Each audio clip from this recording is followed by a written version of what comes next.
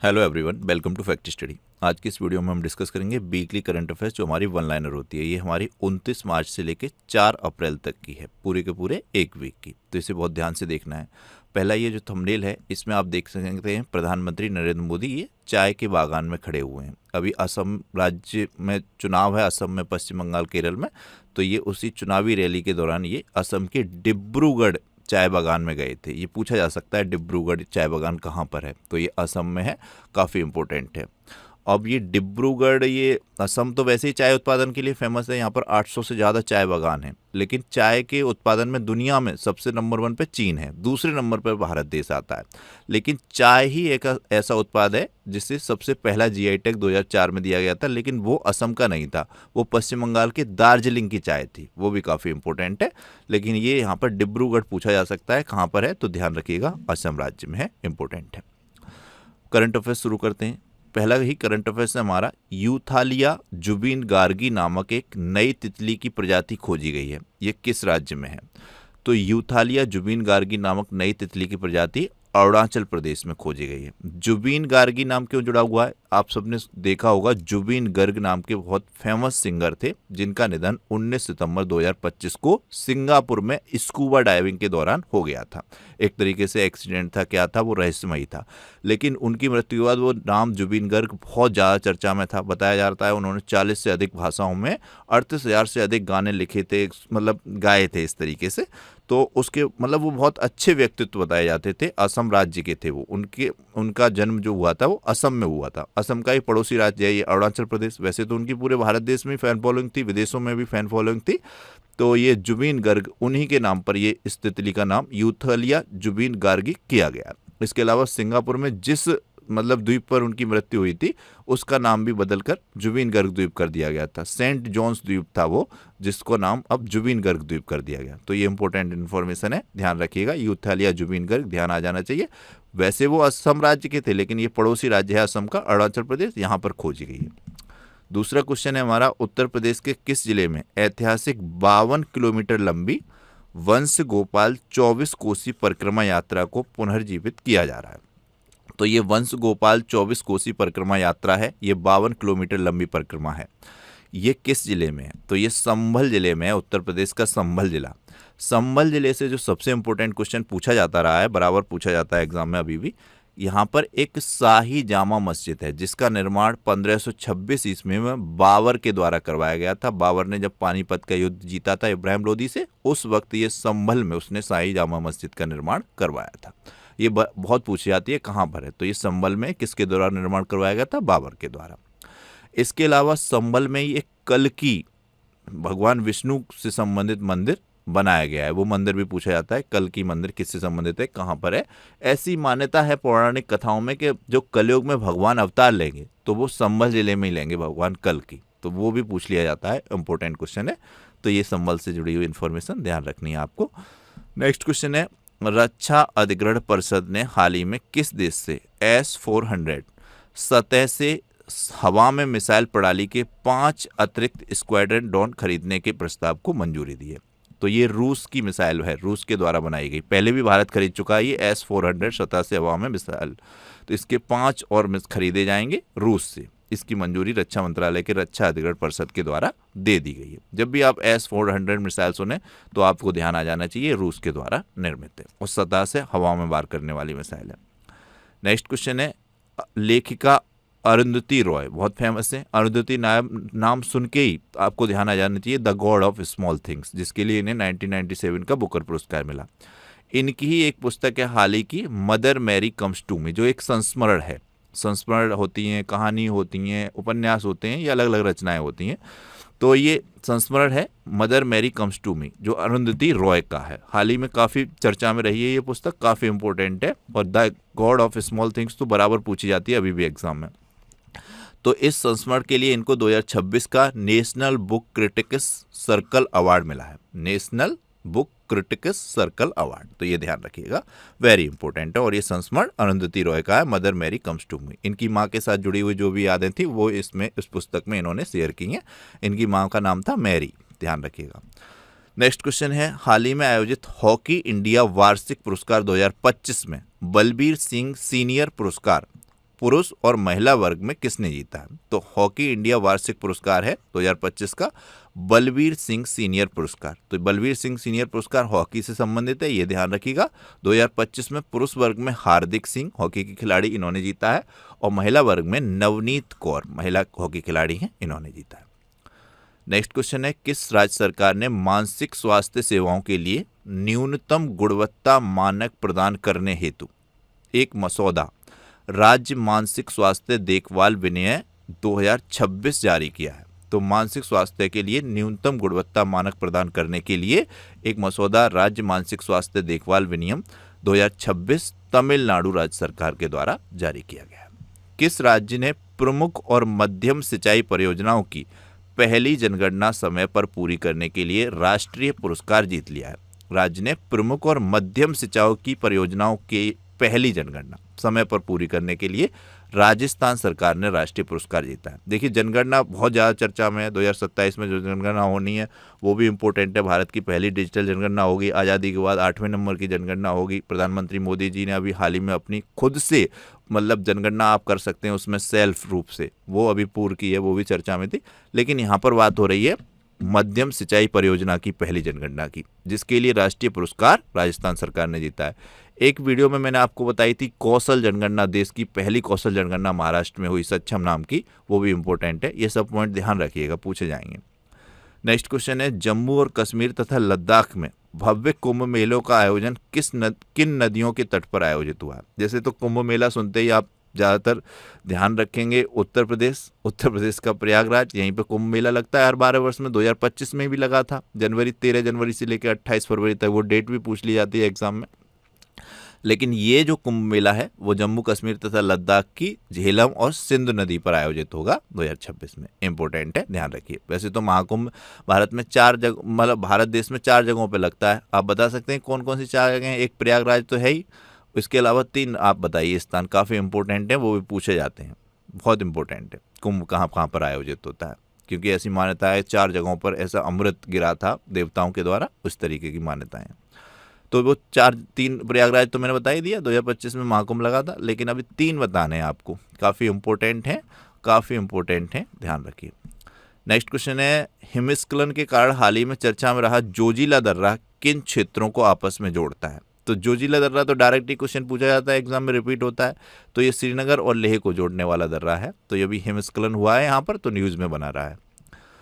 हाल ही में प्रधानमंत्री मोदी द्वारा नोएडा इंटरनेशनल एयरपोर्ट, जो कि एशिया का सबसे बड़ा एयरपोर्ट है, इसके पहले चरण का उद्घाटन कहाँ पर किया गया? तो ये गौतम बुद्ध नगर के जेवर में किया गया है। जेवर इंटरनेशनल एयरपोर्ट के नाम से भी इसको जाना जाता है, और ये एशिया का सबसे बड़ा एयरपोर्ट है। जरूर क्वेश्चन बनना है यहाँ से, बहुत ज़्यादा चर्चा में है। इसका उद्घाटन प्रधानमंत्री मोदी ने 28 मार्च 2026 को किया है नोएडा में। ये जो पहला चरण इसका तैयार हुआ है 11,200 करोड़ रुपए से बनकर तैयार हुआ है। इसका जो रनवे है 3900 मीटर का रनवे है यहाँ पर, 1334 वर्ग मीटर यहाँ पर इसका एरिया है। इसके अलावा इसमें इसी के साथ उत्तर प्रदेश भारत देश में सबसे अधिक इंटरनेशनल एयरपोर्ट वाला राज्य बन गया है। 5 जगह पर उत्तर प्रदेश में इंटरनेशनल एयरपोर्ट हो गया है। ये जो जेवर एयरपोर्ट है ये भारत के 47 ही अलग अलग जगहों पर घरेलू उड़ानें भी भरेगा। काफ़ी इंपॉर्टेंट पॉइंट है ये। तो 5 जगह मैंने आपको बताई हैं, काफ़ी इंपॉर्टेंट। राजधानी भी है इसमें, अयोध्या भी है, कुशीनगर भी है, इसका काफ़ी इंपॉर्टेंट वाराणसी है। ये सब नाम आप कमेंट बॉक्स में लिख दीजिए। उत्तर प्रदेश की 5 इंटरनेशनल एयरपोर्ट कहाँ पर हैं, तो ये आप बता सकते हैं कौन कौन से हैं, तो जरूर लिखिएगा कमेंट बॉक्स में। नेक्स्ट क्वेश्चन है, किस अंतरिक्ष एजेंसी ने चंद्रमा की सतह पर एक स्थायी बेस बनाने के लिए $20 अरब की परियोजना की घोषणा की है? एक स्थायी बेस चंद्रमा की सतह पर बनाया जाएगा $20 अरब में। ये नासा, अमेरिका की स्पेस एजेंसी है, इसके द्वारा घोषणा की गई है। मेक इन इंडिया पहल के तहत किस कंपनी ने भारतीय सेना को प्रहार नाम की लाइट मशीन गन के पहले बैच का निर्माण और वितरण किया है? तो ये प्राइवेट कंपनी है। मेक इन इंडिया के तहत इसने पहली बार भारत में प्रहार नाम की लाइट मशीन गन की 200 यूनिट का वितरण किया है। ये Adani defence and air space के द्वारा की गई है। हाल ही में निधन हुआ विजयपत सिंघानिया का, वे किस प्रसिद्ध कॉरपोरेट समूह के पूर्व चेयरमैन थे? तो रेमंड समूह के चेयरमैन थे विजयपत सिंघानिया, मुंबई में इनका निधन हुआ। 1 दशक बाद जंप स्टार्ट अप्रोच का उपयोग करके किस राज्य में गंभीर रूप से लुप्तप्राय, रेड डाटा बुक में दर्ज है ये, ग्रेट इंडियन बस्टर्ड के चूजे का सफलतापूर्वक जन्म हुआ? तो ग्रेट इंडियन बस्टर्ड चूजा जो पूर्ण रूप से लुप्तप्राय हो चुका था, इसका जंप स्टार्ट अप्रोच का उपयोग करके पुनर्जन्म किया गया है गुजरात राज्य में। हाल ही में चर्चा में रही पुस्तक गांव culture conflict and church in urban villages of Delhi के लेखक कौन है? ये पुस्तक काफ़ी चर्चा में रही है। इसकी लेखक हैं ये एकता चौहान, आप ये इमेज में देख रहे हैं, इन्हीं के द्वारा लिखी गई ये पुस्तक है शहर में गांव, इतना ध्यान रखिएगा। वैसे तो शहर में गांव culture conflict and change in the urban village of Delhi ये पुस्तक है, ये एकता चौहान ये लेखक हैं, इनके द्वारा लिखी गई है। हाल ही में किस राज्य ने सिंधु नदी ग्रीन कॉरिडोर परियोजना शुरू की है? तो सिंधु नदी ग्रीन कॉरिडोर परियोजना लद्दाख के लेह जिले में शुरू की गई है। किस भारतीय स्टार्टअप ने हाल ही में पूर्णतः 3D प्रिंटेड बूस्टर इंजन जिसका नाम है इग्नाइट का सफलतापूर्वक परीक्षण किया है? तो ये स्टार्टअप है अग्निकुल कॉस्मोस। भारत ने हाल ही में किस पड़ोसी देश के ऊर्जा संकट के लिए 38,000 मीट्रिक टन पेट्रोलियम ईंधन की राहत खेप भेजी है? तो ये भारत ने श्रीलंका को भेजी है। श्रीलंका के पहले भी भारत अलग अलग तरीके से मदद कर चुका है, पड़ोसी राज्य है, आर्थिक रूप से उतना स्ट्रांग नहीं है तो इसकी मदद करनी पड़ती है। श्रीलंका हो गया, भूटान हो गया, नेपाल हो गए, नहीं तो चीन इतना स्ट्रांग है, वो आ जाता है इनके पास लेके, फिर वो अपने बेस कैंप वगैरह तमाम चीज़ें भारत के लिए मुसीबत बनती हैं। तो ये 38,000 मीट्रिक टन भारत ने पेट्रोलियम ईंधन भेजा है, जबकि भारत में खुद अभी पेट्रोलियम ईंधन की काफ़ी किल्लत चल रही है। श्रीलंका को भेजा है, तो काफ़ी इंपॉर्टेंट है ये। नेक्स्ट क्वेश्चन है, इंडोनेशिया के नवनिर्वाचित राष्ट्रपति के रूप में किसे अपॉइंट किया गया है? तो प्रोबोवो सुबियांतो ये फिर से चुनाव जीत कर बन गए हैं प्रेसिडेंट, ये पहले भी प्रेसिडेंट थे, ध्यान रखिएगा इंडोनेशिया के। प्रोबोवो सुबियांतो बहुत इंपॉर्टेंट है। इंडोनेशिया के राष्ट्रपति कैपिटल, ये क्वेश्चन बनते रहते हैं, तो ये कैपिटल भी बहुत ईजी है, जकार्ता, ये पॉइंट आपको पता होने चाहिए ईजिली। नेक्स्ट क्वेश्चन है, Akhil Bharatiya police duty meet, Akhil Bharatiya police duty meet का आयोजन किस शहर में किया गया? तो ये नागपुर में किया गया है, महाराष्ट्र के नागपुर। नागपुर किस लिए फेमस है? बहुत क्वेश्चन पूछा जाता है, वेरी इंपॉर्टेंट है। तो ये संतरों के लिए फेमस है बहुत। नेक्स्ट क्वेश्चन है, अंतर्राष्ट्रीय शून्य अपशिष्ट दिवस 2026 की आधिकारिक थीम क्या है? तो ये है फूड वेस्ट, बहुत इंपॉर्टेंट है, छोटी सी थीम है, फूड वेस्ट या हिंदी में कहेंगे खाद्य अपशिष्ट। अंतर्राष्ट्रीय शून्य दिवस अपशिष्ट 2026 की थीम है। ये कब मनाया जाता है अंतर्राष्ट्रीय शून्य अपशिष्ट दिवस? 30 मार्च को प्रत्येक वर्ष, वेरी इंपॉर्टेंट है। अच्छा, मार्च महीने में काफ़ी इंपॉर्टेंट डे होते हैं, जल दिवस होता है, गौरैया दिवस होता है, और भी कई इंपॉर्टेंट डे होते हैं। तो आप मार्च महीने के जो इंपॉर्टेंट डे हैं उनको एक बार कमेंट बॉक्स में लिखिएगा प्लीज़, मेरी रिक्वेस्ट है आपसे। नेक्स्ट क्वेश्चन है, हाल ही में खबरों में रहा बाब अल मंडेव जल डमरू मध्य, बाब अल मंडेव जल डमरू मध्य किन दो जल निकायों को जोड़ता है? तो बाब अल मंडेव जल डमरू मध्य लाल सागर और अदन की खाड़ी को जोड़ने वाला है, बाब अल मंडेव जल डमरू मध्य। हाल ही में भारतीय पुरातत्व सर्वेक्षण ने ऐतिहासिक बलिराजगढ़ स्थल पर खुदाई शुरू की है। यह स्थल किस राज्य में है? तो बलिराजगढ़ स्थल बिहार राज्य में है। बिहार के स्टूडेंट इस पर विशेष ध्यान रखें, पहले भी यहाँ पर ऐतिहासिक खुदाई होती रही है, तीसरी चौथी बार ये हो रही है लगभग मुझे, तो ये काफ़ी इंपॉर्टेंट है। बलिराजगढ़ स्थल डायरेक्ट भी पूछा जा सकता है किस राज्य में है। तो यहाँ पर भारतीय पुरातत्व सर्वेक्षण ने फिर से खुदाई की है, पहले कई चीज़ें यहाँ पर मिल चुकी हैं। भारतीय पुरातत्व सर्वेक्षण से क्वेश्चन लगातार पूछा जाता है, इसकी स्थापना कब हुई थी? तो 1861 में हुई थी कनिंघम के द्वारा, अलेक्जेंडर कनिंघम, जिन्हें भारतीय पुरातत्व सर्वेक्षण मतलब पुरातत्व का जनक के रूप में भी जाना जाता है। वेरी इंपॉर्टेंट पॉइंट है, ये बराबर पूछा जाता है। नेक्स्ट क्वेश्चन है, हाल ही में जारी किए गए 2025 के डेटा के अनुसार भारत में बेरोजगारी दर गिरकर कितने प्रतिशत हो गई है या घटकर? तो बताया जा रहा है भारत में बेरोजगारी दर घटकर 6.5% हो गई है। अब आप डिलीवरी बॉय और ऐसे काम करने वाले सबको ही गिन लेंगे, और टैक्सी वालों को सबको रोजगार में गिनते हैं सरकार, तो ये इस तरीके से घट गई है, 6.5% हो गई है। नेक्स्ट है आपका इंपॉर्टेंट कोरिंगा वन्यजीव अभ्यारण्य। कोरिंगा वन्यजीव अभ्यारण्य पूछा गया है किस राज्य में? क्यों पूछा गया है? क्योंकि अभी हाल ही में ओलिव रिडले कछुओं के लिए अंडों का सफल संरक्षण इस वन्यजीव अभ्यारण्य में हुआ है। ओलिव रिडले कछुओं से संबंधित कोई न्यूज होती है तो वो चर्चा में रहती है, काफ़ी इंपॉर्टेंट है।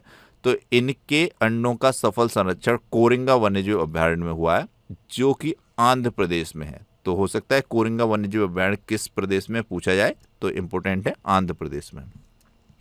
नेक्स्ट क्वेश्चन है, किस राज्य की पुलिस ने जबरन वसूली, कॉल और साइबर अपराध पर अंकुश लगाने के लिए एक नया मोबाइल एप्लीकेशन अभेद नाम से लॉन्च किया है? तो ये हरियाणा पुलिस के द्वारा लॉन्च किया गया है, अभेद नाम का एक नया मोबाइल एप्लीकेशन जो जबरन वसूली, कॉल और साइबर अपराध से जुड़ा हुआ है। किसने दैनिक भास्कर में अपने काम के लिए प्रिंट हिंदी श्रेणी में रामनाथ गोयनका पुरस्कार 2026 जीता है? तो ये जीता है अवधेश अकोदिया ने। रामनाथ गोयनका ये खुद में एक बड़े पत्रकार रहे हैं। इन्होंने जब इमरजेंसी लगी थी भारत में तो सरकार की बेहद आलोचना वाले लेख लिखे थे, बहुत फेमस हो गए थे ये इंडियन एक्सप्रेस में। इसके अलावा वैसे भारत सरकार में ये सांसद भी रह चुके हैं, बिहार राज्य के हैं। तो रामनाथ गोयनका कई बार पूछ लिया जाता है किस राज्य से इनका संबंध है, तो ये बिहार राज्य के थे मूल रूप से। किन 2 रणनीतिक बंदरगाहों को भारत के पहले पोर्ट्स ऑफ रिफ्यूज के रूप में चुना गया है? पोर्ट्स ऑफ रिफ्यूज के रूप में भारत के पहले बार ये बंदरगाह चुने गए हैं, दिघी बंदरगाह और गोपालपुर बंदरगाह। बहुत इंपॉर्टेंट है, दिघी बंदरगाह ये महाराष्ट्र में है और गोपालपुर बंदरगाह ये आपका उड़ीसा में है, तो ये ध्यान रखिएगा, इंपॉर्टेंट है। नेक्स्ट क्वेश्चन है, किस दक्षिण पूर्व एशिया देश ने 16 वर्ष से कम आयु के बच्चों के लिए सोशल मीडिया प्रतिबंध लगाया है? तो ये इंडोनेशिया ने लगाया, जहाँ के प्रेसिडेंट अभी प्रोबोवो सुबिदो बने हैं। इंडोनेशिया काफ़ी इंपॉर्टेंट है। हाल ही में वर्ल्ड आर्चरी द्वारा प्रतिष्ठित para Archer of the year 2025 पुरस्कार से किसे सम्मानित किया गया है? तो para Archer of the year 2025 से शीतल देवी, ये जम्मू कश्मीर से बिलोंग करती हैं, 19 वर्षीय हैं और इन्होंने आर्चरी में बहुत अच्छे अच्छे मेडल जीते हैं। कई अलग अलग प्रतियोगिताओं में इन्होंने अव्वल दर्जे पर रही हैं ये, तो ये काफ़ी इंपॉर्टेंट है, जम्मू कश्मीर की हैं। और इनके देखिए हाथ नहीं है, ये पैरों से ये गेम खेलती हैं, कितना कठिन होता होगा, उसके बावजूद इन्होंने कई उपलब्धियां हासिल की हैं। ये कितनी बड़ी प्रेरणा है हम सभी के लिए बहुत इंपॉर्टेंट है। और इस तरीके का गेम होता है, इस तरीके का बोर्ड लगा होता है, इस पर ये एरो इस तरीके से निशाना लगाना होता है, निशानेबाजी काफ़ी इंपॉर्टेंट है। नेक्स्ट क्वेश्चन है, किस राज्य की विधानसभा ने गिग श्रमिकों की सुरक्षा के लिए प्लेटफॉर्म आधारित गिग वर्कर्स विधेयक 2026 नामक एक ऐतिहासिक विधेयक पारित किया है? मतलब गिग वर्कर्स की सुरक्षा के लिए गिग वर्कर्स अधिनियम 2026 तेलंगाना राज्य के द्वारा शुरू किया गया है, ध्यान रखिएगा। नेक्स्ट क्वेश्चन है, संरक्षण पर सम्मेलन के COP15 में कितनी नई प्रजातियों को सुरक्षित सूची श्रेणी में जोड़ा गया है? संरक्षित सूची श्रेणी में। तो ये COP15 आयोजित हुआ है ब्राजील में, ये ध्यान रखिएगा सबसे पहले तो ये पर्यावरण से रिलेटेड है, संरक्षण पर सम्मेलन के लिए। तो यहाँ पर नई प्रजातियाँ 40 जोड़ी गई हैं संरक्षित सूची श्रेणी में। तो डायरेक्ट ये आंकड़ा ध्यान रखना होगा, यही पूछा जाएगा। नेक्स्ट क्वेश्चन है, भारतीय रिजर्व बैंक ने म्यूल बैंक खातों की समस्या से निपटने के लिए एक आर्टिफिशियल इंटेलिजेंस संचालित मॉडल विकसित किया है। इस मॉडल का नाम क्या है? ये बहुत इंपॉर्टेंट क्वेश्चन है, इस तरीके के क्वेश्चन खूब पूछे जा रहे हैं एग्जाम में। तो ये पूछा जाएगा, म्यूल हंटर AI किस संस्था के द्वारा लॉन्च किया गया? तो ये RBI के द्वारा लॉन्च किया गया है, म्यूल बैंक खातों की समस्या से निपटने के लिए। ये एक आर्टिफिशियल इंटेलिजेंस है, कृत्रिम बुद्धिमत्ता, ध्यान रखिएगा। नेक्स्ट क्वेश्चन है, हाल ही में खबरों में रहा नवेगांव नागझीरा टाइगर रिजर्व किस राज्य में है? तो Navegaon Nagzira tiger reserve easy है, महाराष्ट्र राज्य में है, कोई कठिन नहीं है ये क्वेश्चन। नेक्स्ट क्वेश्चन है, राजा रवि वर्मा, चित्रकार राजा रवि वर्मा की कौन सी पेंटिंग अब तक बिकने वाली सबसे महंगी भारतीय कलाकृति बन गई है? तो ये मैया यशोदा और भगवान श्री कृष्ण की पेंटिंग है, ये वाली पेंटिंग, ये आप इमेज में देख रहे हैं। ये अब तक बिकने वाली भारत की सबसे महंगी पेंटिंग बिक गई है। ये कितने की होगी आप अंदाजा लगा सकते हैं? 167.2 करोड़ रुपए में ये पेंटिंग बिकी है। किसने खरीदी है? तो सीरम इंस्टीट्यूट के जो MD हैं साइरस पूनावाला, जो चर्चा में रहे थे कोविड-19 की वैक्सीन बनाने के लिए, कोविडशील्ड जो वैक्सीन उनकी मतलब इंस्टीट्यूट के द्वारा बनाई गई थी, संस्था के द्वारा, सीरम इंस्टीट्यूट के द्वारा, तो उस टाइम वो चर्चा में थे। तो उन्हीं के द्वारा ये 167.2 करोड़ रुपए की पेंटिंग खरीदी गई है। ये पेंटिंग चित्रकार राजा रवि वर्मा ने बनाई है। इस पेंटिंग ने जो MF हुसैन चित्रकार हैं उनकी पेंटिंग एक थी ग्राम सभा, इस तरीके से करके, वो 118.7 करोड़ की पेंटिंग थी, उसका रिकॉर्ड तोड़ दिया है। तो ये भारत की अब तक बिकने वाली सबसे महंगी पेंटिंग है। और कई बार तो ऐसे ही डायरेक्ट क्वेश्चन पूछा जाता है बच्चों के लिए, हालांकि ईजी है कि राजा रवि वर्मा या एम.एफ. हुसैन कौन थे। ये राजनीतिक थे, वैज्ञानिक थे, चित्रकार थे। तो ये चित्रकार हैं, इससे भी क्वेश्चन एग्जाम में पूछा गया है, ध्यान रखिएगा। नेक्स्ट क्वेश्चन है इंडिया स्किल्स राष्ट्रीय प्रतियोगिता 2025-26 का आयोजन किस शहर में किया जा रहा है। तो ये ग्रेटर नोएडा, जहाँ पर एशिया का सबसे बड़ा एयरपोर्ट बन के तैयार हुआ है, आपको पता है, जेवर इंटरनेशनल एयरपोर्ट, वहीं पर ये इंडिया स्किल्स राष्ट्रीय प्रतियोगिता 2026 का आयोजन होगा। भारत की सबसे बड़ी एयरलाइन इंडिगो का नया मुख्य कार्यकारी अधिकारी किसे अपॉइंट किया गया है। तो इंडिगो भारत की सबसे बड़ी एयरलाइन है, इसके सीईओ बने हैं विल्सी वॉल्स। विल्सी वॉल्स, इजी है नाम, विल्सी वॉल्स इंडिगो के सीईओ, ध्यान रखिए। हाल ही में एनर्जी स्टैटिक्स इंडिया 2026 रिपोर्ट का 23वां संस्करण एनर्जी स्टैटिक्स इंडिया 2026 रिपोर्ट का 23वां संस्करण किस संस्था के द्वारा जारी किया गया। तो ये राष्ट्रीय सांख्यिकी कार्यालय के द्वारा जारी किया गया है। ये बहुत इंपॉर्टेंट है, राष्ट्रीय सांख्यिकी कार्यालय। पहले ये केंद्रीय सांख्यिकी कार्यालय के रूप में जाना जाता था, जिसका नाम 2019 में राष्ट्रीय सांख्यिकी कार्यालय किया गया। और ये जीडीपी के आंकड़े भी जारी करता है, आपकी जो मुद्रास्फीति होती है इसके आंकड़े भी जारी करता है, औद्योगिक उत्पादन इसके भी आंकड़े जारी करता है। और डायरेक्ट क्वेश्चन ऐसे ही पूछा जाता है कि जीडीपी किसके द्वारा जारी की जाती है, तो राष्ट्रीय सांख्यिकी कार्यालय के द्वारा जारी की जाती है।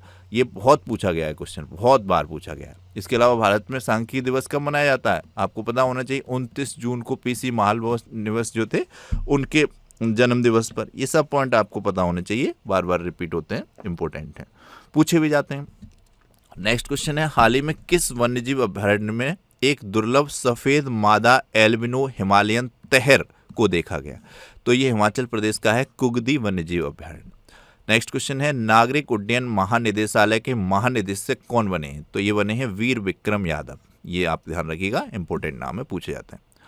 नेक्स्ट क्वेश्चन है हाल ही में किस हिंदी लेखिका को उनके संस्मरण जीते जी इलाहाबाद, ये संस्मरण या पुस्तक रचना है, इसके लिए साहित्य अकादमी पुरस्कार 2025 से सम्मानित किया गया है। तो ये जीते जी इलाहाबाद ममता कालिया का संस्मरण है, इनके द्वारा रचित। इनके लिए 2025 का साहित्य अकादमी पुरस्कार इनको दिया गया है। इसी में उर्दू भाषा में सफ़र जारी है रचना के लिए प्रीतम पाल सिंह बेताब को मिला। इसके लिए क्रिसमस, मतलब एक इंग्लिश भाषा में जो था क्रिम्सन स्प्रिंग, उस रचना के लिए नवतेज सरोज को मिला। लेकिन ये हिंदी वाला ही पूछा जाएगा आपके नॉर्मल एग्जाम में, ध्यान रखिएगा। वैसे ये 24 भाषाओं में दिया जाता है, इंपॉर्टेंट है। पहला साहित्य अकादमी पुरस्कार किसको मिला था बता सकते हैं आप, पीछे वीडियो में मैंने आपको बताया हुआ है। तो इसके साहित्य अकादमी पुरस्कार की स्थापना कब हुई थी, फर्स्ट कब मिला, तो ये इंपॉर्टेंट है, आप लिखिएगा कमेंट बॉक्स में। हाल ही में चर्चा में रही पुस्तक communion finding my way back to faith, communion finding my way back to faith के लेखक कौन है। तो ये अमेरिका के 50वें नंबर के उपराष्ट्रपति जेडी वेंस के द्वारा लिखी गई है, communion finding my way back to faith, ध्यान रखिएगा। सूचना एवं प्रसारण मंत्रालय का नया सचिव किसे अपॉइंट किया गया है। तो ये चंचल को अपॉइंट किया गया है, चंचल कुमार को, सूचना एवं प्रसारण मंत्रालय के नए सचिव। इजी है नाम, चंचल कुमार, ध्यान रखिएगा। नेक्स्ट क्वेश्चन है 53 वर्षों के बाद अंतरिक्ष यात्रियों को चंद्रमा पर भेजने के लिए अप्रैल 2026 में लॉन्च नासा के चंद्र मिशन का नाम क्या है। Very very very important question है ये। 53 वर्षों बाद अपोलो 17 मिशन गया था 1972 में, उसके बाद अब चंद्रमा पर ये 2026 में मानव युक्त मिशन गया है, नासा के द्वारा भेजा गया है, आर्टेमिस 2 नाम है इसका। 2 अप्रैल 2026 को ये पृथ्वी से रवाना हुआ है, गया है। इसमें 4 सदस्य हैं, उनमें से एक महिला सदस्य हैं जिनका नाम है क्रिस्टीना कोच। इस मिशन के बारे में इंफॉर्मेशन ऐड की है मैंने। ये 4 सदस्य गए हैं आर्टेमिस 2 मिशन के तहत, काफ़ी इंपॉर्टेंट है। क्रिस्टीना कोच ये महिला है। इसमें 3 जो हैं वो अमेरिका के हैं, 1 यात्री जो हैं वो कनाडा के। इस मिशन के बारे में थोड़ी इन्फॉर्मेशन है, इसको जानिए। आर्टेमिस 2 नासा का एक ऐतिहासिक मानवयुक्त मिशन है जिसे 2 अप्रैल 2026 को फ्लोरिडा के कैनेडी स्पेस सेंटर से सफलतापूर्वक लॉन्च किया गया है। 50 से अधिक वर्ष, यानी कि अपोलो मिशन गया था 1972 में, इसमें पहली बार इंसान को चंद्रमा के करीब ले जाने वाला मिशन था। यह लगभग 10 दिनों का मिशन है ये आर्टेमिस 2, जिसमें अंतरिक्ष यात्री चंद्रमा के चारों ओर चक्कर लगाकर वापस पृथ्वी पर लौट आएंगे। ये 4 नाम आपको ध्यान रखने हैं। रीड वाइसमैन कमांडर हैं इस मिशन के, विक्टर ग्लोवर ये पायलट हैं इस मिशन के, क्रिस्टीना कोच ये इस मिशन की स्पेशलिस्ट हैं, जेरेम हांसन ये कनाडा के हैं, मिशन स्पेशलिस्ट हैं। ये 4 लोग गए हुए हैं। नेक्स्ट क्वेश्चन है दिल्ली पुलिस द्वारा हथियारों और मादक पदार्थों के तस्कर पर नकेल कसने के लिए किस अभियान का विस्तार है? तो ये ऑपरेशन कवच 13.2 पहले से चल रहा है ये। इंडिया हेरिटेज सेंटर में 21 भाषाओं में बच्चों को खेलों से जोड़ने के लिए कौन सी पहल शुरू की है? तो इंडिया हेरिटेज सेंटर ने 21 भाषाओं में बच्चों को खेलों से जोड़ने के लिए खेल वर्णमाला नाम की पहल शुरू की है। इजी है, खेल वर्णमाला। केंद्र सरकार द्वारा स्टार्टअप में निवेश करने के लिए कौन सा फंड चालू किया गया है, जिसका प्रबंधन सिडबी वेंचर कैपिटल के लिमिटेड द्वारा किया जा रहा है? सिडबी, तो ये आपको पता होना चाहिए कब स्थापना हुई थी इसकी, कहाँ पर इसका हेडक्वार्टर है, ये सब इजी है। तो ये जो निवेश फंड है ये है अंतरिक्ष वेंचर कैपिटल फंड, ये ध्यान रखिएगा। भारत सरकार द्वारा 1 अप्रैल 2026 को कौन सी नई डिजिटल पहल शुरू की गई, जिसमें राष्ट्रपति और प्रधानमंत्री ने स्वगणना के माध्यम से भाग लिया है? तो ये स्वगणना का फीचर है इस बार की जनगणना में। तो ये India's first digital census, Bharat की पहली डिजिटल जनगणना, जिसे अभी हाल ही में पूर्ण किया प्रधानमंत्री मोदी और राष्ट्रपति जी ने, चर्चा में रही है। ऐसे क्वेश्चन सब बनेंगे एग्जाम में, ध्यान रखिएगा आप। साहित्य अकादमी युवा पुरस्कार 2025 के तहत हिंदी भाषा के लिए किसे सम्मानित किया? अभी एक बताया मैंने हिंदी भाषा के लिए ममता कालवे वाला, लेकिन ये युवा पुरस्कार है जो 35 वर्ष से कम आयु के लेखकों के लिए होता है। वो 35 वर्ष से अधिक आयु के लिए होता है, लेकिन ये 35 वर्ष से कम आयु की श्रेणी है, जिसे युवा पुरस्कार 2025 के, मतलब युवा पुरस्कार की श्रेणी है ये साहित्य अकादमी में। तो ये 2025 के लिए हिंदी भाषा के लिए पार्वती तिर्की को मिला है, इनकी रचना फिर उगना के लिए। ये जो आप इमेज में दिख रहे हैं ये है पार्वती तिर्की, इनकी रचना है फिर उगना। इसके लिए 2025 का साहित्य अकादमी युवा पुरस्कार इनको मिला है। तो ये ध्यान रखना है, काफी इंपॉर्टेंट है। नेक्स्ट क्वेश्चन है, उपराष्ट्रपति सीपी राधाकृष्णन द्वारा विमोचित coffee table book Tides of Time. Tides of Time एक कॉफी टेबल बुक है जिसका विमोचन उपराष्ट्रपति सीपी राधाकृष्णन ने किया है। पूरा नाम है इसका टाइड्स ऑफ टाइम, भारत की history through murals in parliament.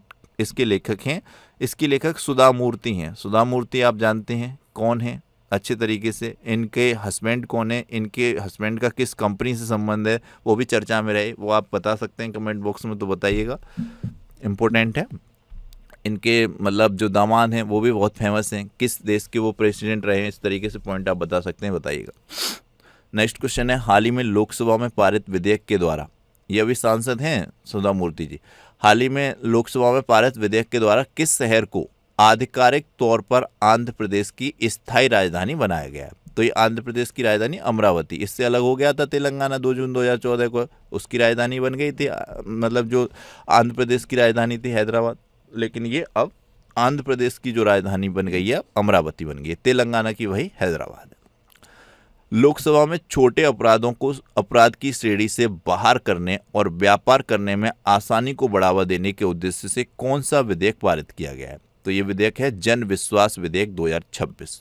ये छोटे अपराधों के अपराध की श्रेणी से बाहर करने और व्यापार को आसानी से बढ़ावा देने के लिए बनाया गया जन विश्वास विधेयक 2026। नासा ने किस मिशन में ने मंगल ग्रह पर प्राचीन पानी के नए स्रोतों की खोज की घोषणा की है? तो ये मिशन है परसेवरेंस रोवर, परसेवरेंस रोवर, ध्यान रखिएगा। ऑपरेशन सिंदूर के दौरान विशिष्ट सेवा के लिए किन 2 नौसेना अधिकारियों को युद्ध सेवा पदक से सम्मानित किया गया है? तो ये हैं वाइस एडमिरल A.N. प्रमोद और वाइस एडमिरल राहुल गोखले। प्रमोद और राहुल, ये नाम ध्यान रखिएगा। इनको ऑपरेशन सिंदूर के दौरान विशिष्ट सेवा के लिए नौसेना अधिकारियों को, ये नौसेना अधिकारी हैं प्रमोद और राहुल, इन्होंने ऑपरेशन सिंदूर में अहम भूमिका अदा की, इसके लिए इन्हें युद्ध सेवा पदक से सम्मानित किया गया। भारतीय नौसेना को सौंपा गया INS दूनागिरी जो प्रोजेक्ट 17A के तहत आता है, ये किस श्रेणी का 5वां जहाज है? तो नीलगिरी श्रेणी का है, रक्षा मंत्री के द्वारा यह अभी हाल ही में सौंपा गया है भारतीय नौसेना को, इसका उद्घाटन हुआ।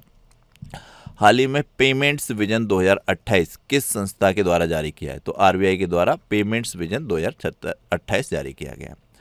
हाल ही में न्यत्रिबत्राचस काली नाइट फ्रॉग, मेढक की एक प्रजाति है न्यत्रिबत्राचस काली, ये मेढक की एक प्रजाति है जिसे काली नाइट फ्रॉग भी कहते हैं। एक नई प्रजाति खोजी गई है, यह प्रजाति किस टाइगर रिजर्व में? तो ये कर्नाटक के काली टाइगर रिजर्व में खोजी गई है। हाल ही में खबरों में रहा गर्भ INI पहल किस विभाग की एक प्रमुख कार्यक्रम है? तो ये जैव प्रौद्योगिकी विभाग का कार्यक्रम है गर्भ INI। संयुक्त राष्ट्र के नेतृत्व वाली जीरो वेस्ट की ओर से 20 शहर में किस भारतीय शहर को नामित किया गया है? संयुक्त राष्ट्र की एक नेतृत्व करने वाली एक जीरो वेस्ट की ओर से 20 शहर की पहल है, जिसमें केरल के वर्कला को नामित किया गया है, ध्यान रखिएगा आप। अंतर्राष्ट्रीय नवीकरणीय ऊर्जा एजेंसी द्वारा जारी हालिया आंकड़ों के अनुसार 2025 में नवीकरणीय ऊर्जा बाजार में भारत का वैश्विक स्थान तो तीसरे स्थान पर रहा है इसमें भारत। किस राज्य सरकार ने एकीकृत भूमि रिकॉर्ड प्रबंधन और पंजीकरण के लिए भू भारती नामक पोर्टल लॉन्च किया है? तो ये तेलंगाना राज्य ने भू भारती नामक पोर्टल लॉन्च किया है। हाल ही में शिक्षा मंत्रालय द्वारा किस शैक्षणिक निकाय को डीम्ड यूनिवर्सिटी का दर्जा दिया गया? तो ये NCERT को अब एक यूनिवर्सिटी डीम्ड यूनिवर्सिटी का दर्जा शिक्षा मंत्रालय के द्वारा दिया गया है। GSMA के हालिया आंकड़ों के अनुसार कौन सी भारतीय कंपनी दुनिया की दूसरी सबसे बड़ी दूरसंचार ऑपरेटर बन गई है? तो ये भारती एयरटेल बन गई है। गगनयान मिशन के लिए अंतरिक्ष यात्रियों की सहन शक्ति और मनोवैज्ञानिक शक्ति का परीक्षण करने के इसरो ने कौन सा मिशन लॉन्च किया है? तो इसरो ने ये मिशन मित्रा नामक मिशन लॉन्च किया है गगनयान मिशन में जाने वाले अंतरिक्ष यात्रियों की सहन शक्ति और मनोवैज्ञानिक शक्ति का परीक्षण करने के लिए, जो लद्दाख में लॉन्च किया गया। काफ़ी इंपॉर्टेंट है ये, ध्यान रखिए। तो ये तो अपना वीकली वीडियो हो गया करंट अफेयर्स का वन लाइनर। ये वीडियो कैसा लगा आपको कमेंट बॉक्स में बताना है। साथ में ये क्वेश्चन है, इनके आंसर करने हैं। पहला क्वेश्चन है, राष्ट्रीय मतदाता दिवस 2026 की आधिकारिक थीम क्या है? तो ये उत्तर प्रदेश स्थापना दिवस के अगले दिन मनाया जाता है। तो आप बता सकते हैं कमेंट बॉक्स में कब मनाया जाता है राष्ट्रीय मतदाता दिवस। तो इसकी आधिकारिक थीम बतानी है, काफ़ी इंपॉर्टेंट है। उत्तर प्रदेश की थीम भी बता दीजिए, साथ में उत्तर प्रदेश स्थापना दिवस की पिछले वीडियो में ही बताइए। नेक्स्ट क्वेश्चन है, इसमें शोधकर्ताओं ने भारतीय हिमालयन क्षेत्र में हेमिलेसिनम इंडिकस नामक एक अज्ञात प्रजाति की खोज की। यह किससे संबंधित है? यानी ये प्रजाति किससे संबंधित है? ये फूल की प्रजाति है या फिर ये आपकी किसी जीव की प्रजाति है या कोई ऐसा खाने वाली चीज़ है फेमस, वो बता सकते हैं आप क्या है, किसकी प्रजाति है हेमिलेसिनम इंडिकम। काफ़ी इंपॉर्टेंट है ये, जैसे होती हैं सब्जियां वगैरह, तो उसमें से किसी की प्रजाति है, बताइएगा। मानव तस्करी से 1500 से अधिक बच्चों को बचाने के लिए किसी अति विशिष्ट रेल सेवा पुरस्कार 2025 से सम्मानित किया गया? तो ये 3 क्वेश्चन है, इनके आंसर 1, 2, 3 करके कमेंट बॉक्स में दीजिएगा। इसके अलावा आपने अब तक चैनल को सब्सक्राइब नहीं किया है तो चैनल को सब्सक्राइब कीजिएगा, वीडियो को लाइक कीजिएगा, बेल आइकन को इसको प्रेस कीजिएगा, जिससे कि नए वीडियोस की नोटिफिकेशन आप तक पहुंच सकें। और इस वीडियो ये आपको कैसे लग रहे हैं वन लाइनर वाले वीकली, आप अपना फीडबैक जरूर कीजिएगा, उसी हिसाब से आपके लिए ये वीडियो तैयार किए जाएंगे। वीडियो को लाइक और शेयर करते रहिएगा। Thank you so much for watching.